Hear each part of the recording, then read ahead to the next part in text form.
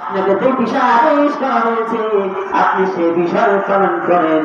আমি ইসলামকে আপনি ধৈর্যশীলদের অন্তর্ভুক্ত করেন। সুবহানাল্লাহ। তাফসীরে মারিফুল কোরআনের ভিতরে উল্লেখ করেছেন ইসমাঈল আলাইহিস সালাম এখানে বললেন ধৈর্যশীলদের অন্তর্ভুক্ত করেন। তিনি এই কথা বলতে চাইলেন আমি একাই পৃথিবীতে ধৈর্যশীল নয়, এই ধৈর্যের পরিচয়, ধৈর্যের পরীক্ষা এই পৃথিবীতে অনেক মানুষ দিয়েছে, অনেক ব্যক্তি দিয়েছে, আমি ইসমাঈলও তাদের মধ্যে একজন হব। এটা আল্লাহ পাক রব্বুল আলামিনের হুকুম।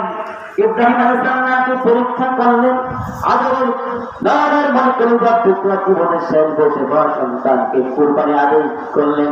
এই যে কত বড় পরীক্ষা, নিজের হাতে নিজেদের জীবনের শেষ বয়সে পাওয়া একমাত্র সন্তান ইসমাঈলকে জবাই করার কথা আল্লাহ আদেশ করলেন।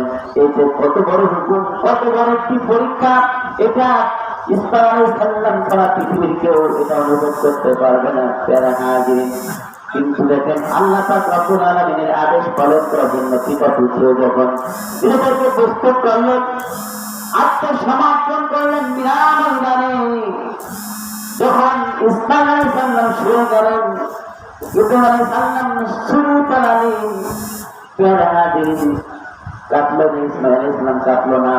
ও মোটা আল্লাহ পাক রব্বুল আলামিন ডাক দিলেন ওয়া নাদাইনাহু আইয়া ইব্রাহিম।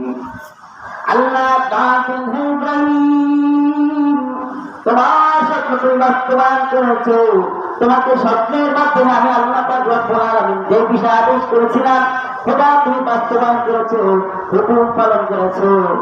প্যারা হাজিরিন, তাহলে এখানে একটা ভাববার বিষয়, ইসমাঈল আলাইহিস সালাম এখনো জবাই হন নাই, আল্লাহ বললেন ইব্রাহিম তুমি পরীক্ষায় পাস করেছো।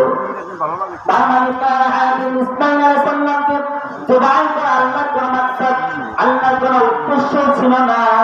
আল্লাহর উদ্দেশ্য ছিল খলিলের মধ্যে, বন্ধুত্বের মধ্যে, বন্ধুত্ব সম্পর্কের মধ্যে কোন ফাটল সৃষ্টি হয়েছে কিনা, চির ফেলেছে কিনা, সন্তানের প্রতি বেশি ভালোবাসা তৈরি হলো, সন্তানের প্রতি বেশি মায়া মহব্বত তৈরি হলো, নাকি আমি আল্লাহর প্রতি ইব্রাহিমের ভালোবাসা বেশি, মহব্বত বেশি, এটাকে জাস্টিফাই করার জন্য আল্লাহ পাক রব্বুল আলামিন পরীক্ষা করলেন।